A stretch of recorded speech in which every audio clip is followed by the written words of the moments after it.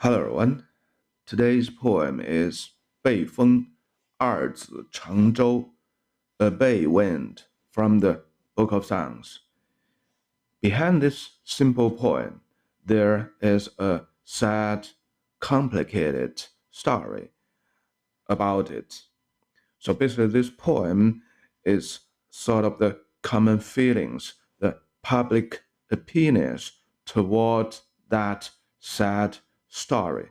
Their prince was murdered by his father, the king, the state lord of the Wei state. Anyhow, there's some strange things about this poem.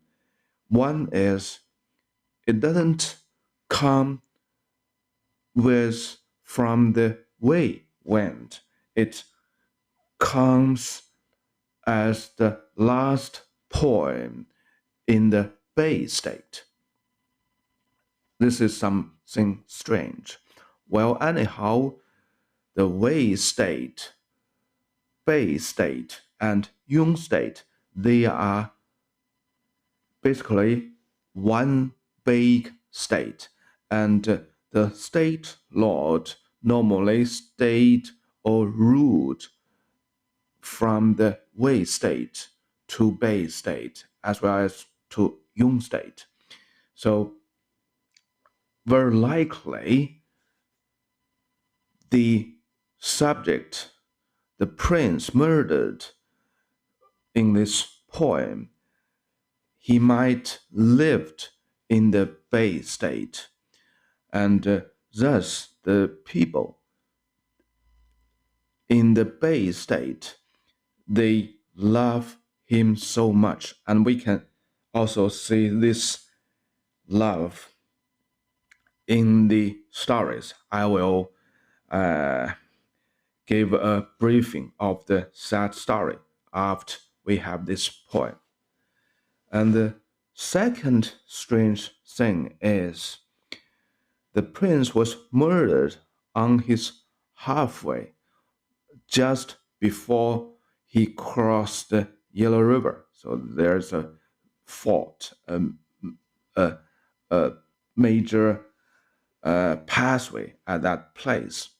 But most people think the prince go all the way on horses or on his chariots. But the situation depicted in this poem is he took a boat and finally he died out on that boat. So this is the second strange thing.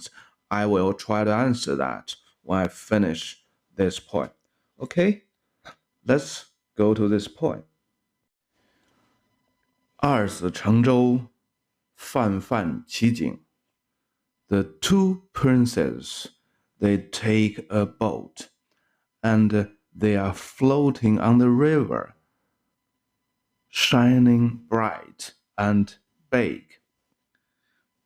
So the first paragraph depicts a picture very likely when the two princes, they are about leaving. They just start their journey. So the people see them away. They can still see very clearly the two princes that take the boat. And they love their princess, which was reflected by the character Jing. Jing means big and bright. So they praise, they describe their princess as big and bright. So that's love. In one way, it tells us the princess is a good person with virtue. On the other way, he was beloved by his people. Okay, next sentence. 愿言思子，中心养养. So from deep my heart, I want to say that we all love the princess. Be careful. 子 in the Book of Songs it doesn't mean a kid.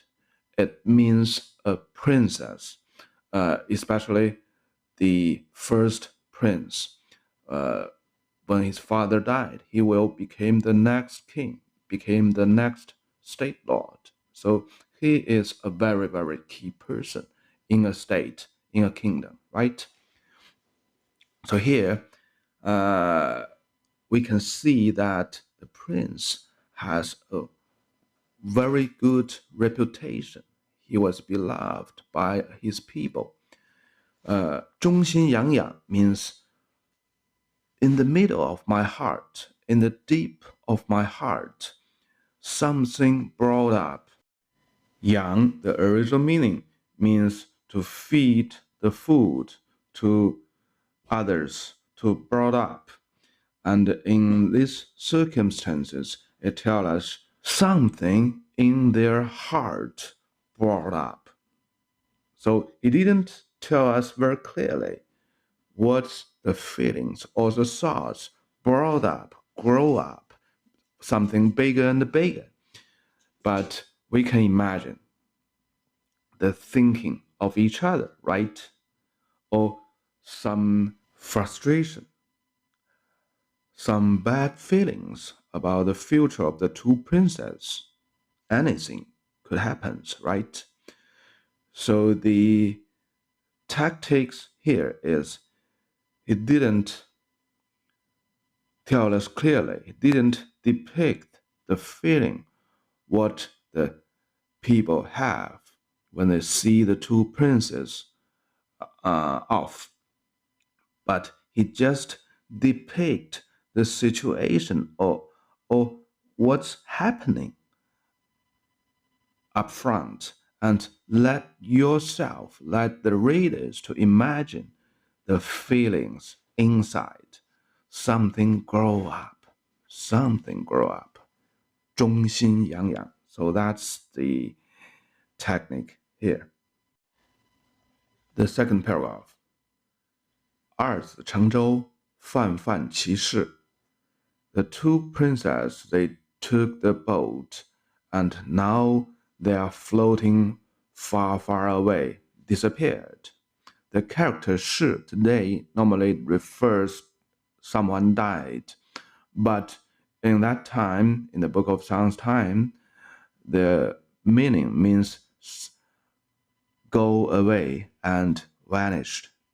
So there's nothing bad here, or it doesn't mean the two princes already died here.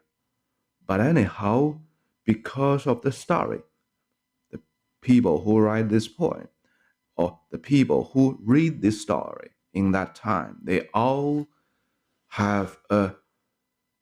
know the story behind this poem, right? The two princes has died, so they vanished forever, right?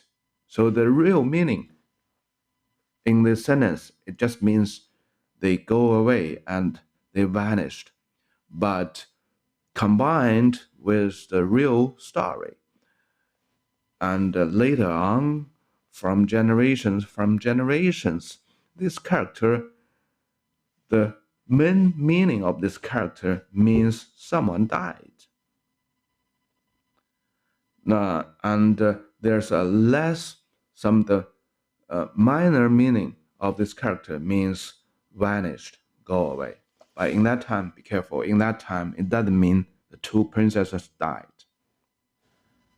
So here we can also have some of the clue how the meaning of the Chinese character evolves or changes. So some thousand years ago, the character has its original meaning when it was created. But with many literatures, poems, famous poem, gradually the meaning of the character was changed by those famous poems and articles. Just like in this poem, 泛泛其逝, the character Shi means disappeared, vanished, go away.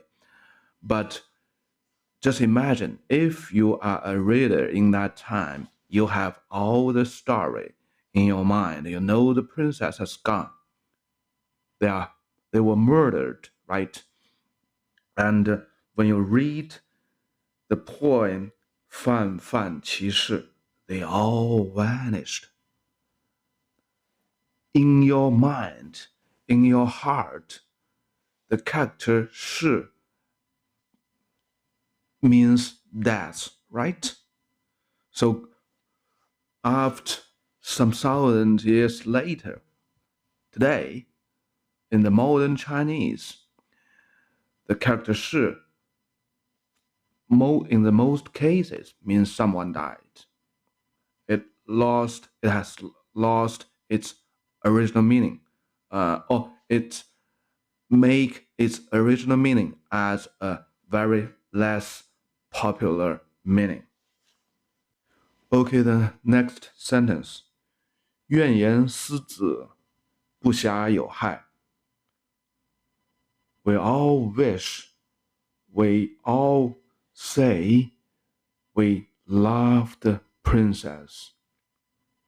And we wish there is no time they were hurt. So it's sort of the regret, right?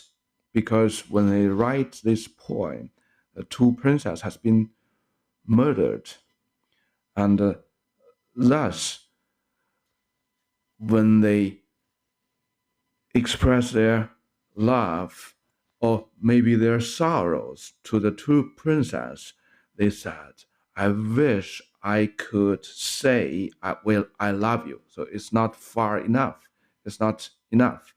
And he said, I wish there is no time the two princesses would be hurt.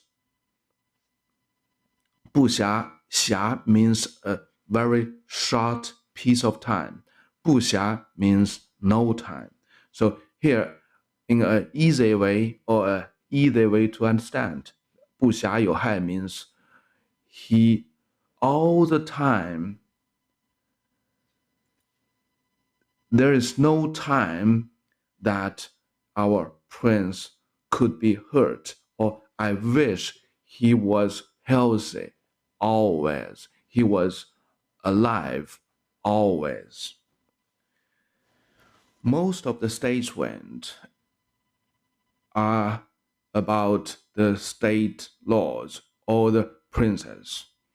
It's a little bit strange for today's people, but just imagine if you are a people in that time, the state lord, the prince means the law, means the government. So if you want to have a peaceful society, a country, you would hope I have a wise and generous lord, and his son, the prince, is our future. Of course, I also wish the prince are wise, smart, and generous and merciful, right? So that's a big deal for the life in that time. So the state wind is not about the state lord, about the prince. It's about the politics, the life, the country, the living, right? And through this poem, the love toward the prince, we can see two things. The prince is a very, very nice guy. The people love him, right? And this guy was murdered by his father. And you can also feel the frustration, the disgusting toward the current state lord. Let's check the real history story, how disgusting the state lord was. he was so called as Wei Wind. So the story and the family tree is a bit complex, so be careful and look at the screen. So the current state lord is Wei Wind. When his son, 太子吉, was about to get married, his wife was taken over by his father because his father, Wei Wind, think like the girl. And some years later, Wei Wind has 2 sons with his new wife, Xuanjiang. The 2 little brother was so called as 公子寿 and 公子硕. So the new wife and the little brother 公子硕, they had some bad words toward the prince 公子吉. And finally, the state lord decided to kill the prince, which means he wants to change the prince. So that's a big deal in that time, because the state lord, the prince, basically means the kingdom, means the state. So all the commonwealths, all the people, their living was closely associated with the state lord, with the prince. The state lord gave the prince assignment to go to another state for a foreign affair and kill him on the midway. So nobody would know exactly what happened. But unfortunately, one of the little brother, 公子寿, heard this plan and he told everything to his brother. Be careful, they are from different mothers. 公子寿 's mother was previously planned to be the wife of 公子吉, and this might be one of the conflict or some dislike between the state lord and the prince. So you know the 2 brothers are from different mothers, but they finally, the elder little brother told everything to his elder brother, the prince.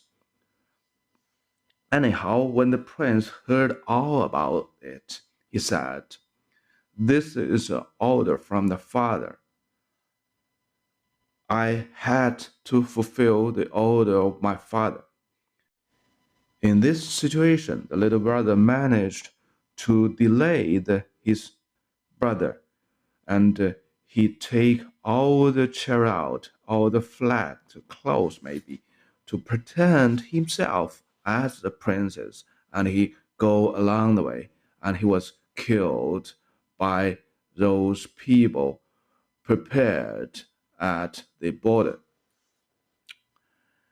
And when the elder brother, the real prince, wake up from the alcohol, he burst into tears and he said, "It was me to be killed." And he continued his way to the border and claimed himself as the real princess. And he was, of course, killed again. So this is the story behind this poem. The state lord want to change the prince. The prince was abandoned, and the little brother would be the future prince. Anyhow, the 2 brothers, even though they are from different mother, they stand on the same ground. Especially the elder brother resist the future position to be as a prince, to be as a state lord. So that's a big fortune in that time, right? So their behavior reflected a fundamental value in that time, the brotherhood. So in the time of the Zhou dynasty, the fundamental value is first thing first, the father, sorry, the couple, the husband and the wife. So we can see the state lord has broken that fundamental value. He take his son's wife as his new wife, right? So he break that fundamental value.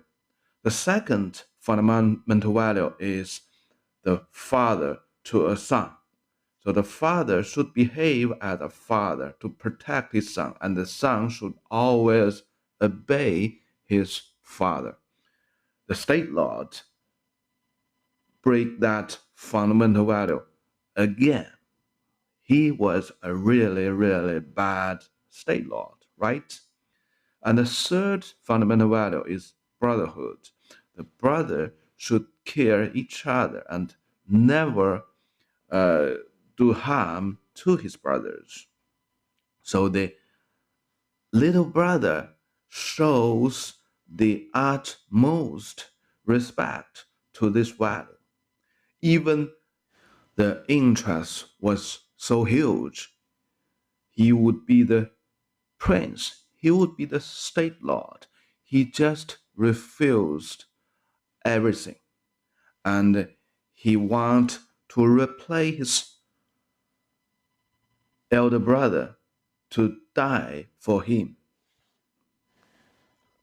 So finally, what's the impact to the ordinary people or to the civilians in the state? In the real history, some 40 years later, the Wei state was totally collapsed, destroyed by another tribe. And the ancient Chinese concluded that the main reason is not by the invasion of the enemy. It's because the state lord has ruined, has damaged all the fundamental values of the people. The relationship between a husband and a wife, the relationship between a father and a son. And because all the fundamental value was damaged, the whole society was not as integrated as before. People are not care about the fundamental values anymore. They are more interested on some of the very personal interests, not the common interest at all. And when the real damage, when the real enemy comes at the door, nobody cares about that, right? And then the whole state collapsed. In a real history, we can see that in the last 40 years, before the Wei state collapsed, the state laws, they switched over for several times, and everybody doesn't follow the code of conduct to decide who should be the state lord. They just compete each other, and the starting point is Wei Xuangong.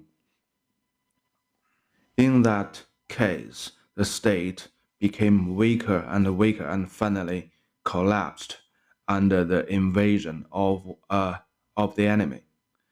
And several years later, the Wei state restored their state in another place by the descendants of Gongzi Ji, because the people, the most memorable prince was Gongzi Ji.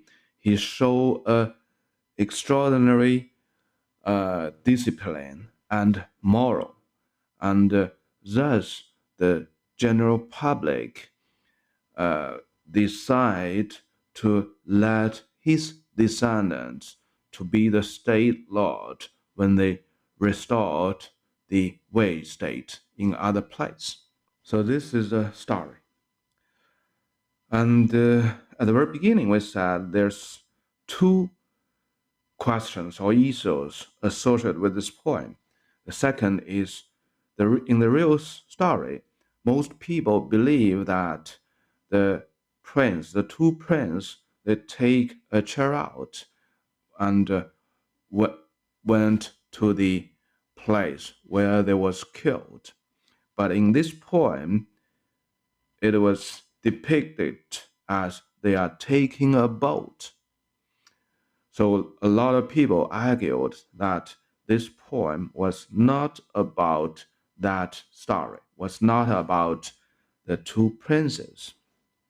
But if we cross-check the first poem in Bei Wind, Bai Zhou, if you're not familiar with that poem, you can check my video, another video about Bei Wind, Bai Zhou. So it simulates the boat as a state, and the people who are in the boat or who are driving the boat are the state lords.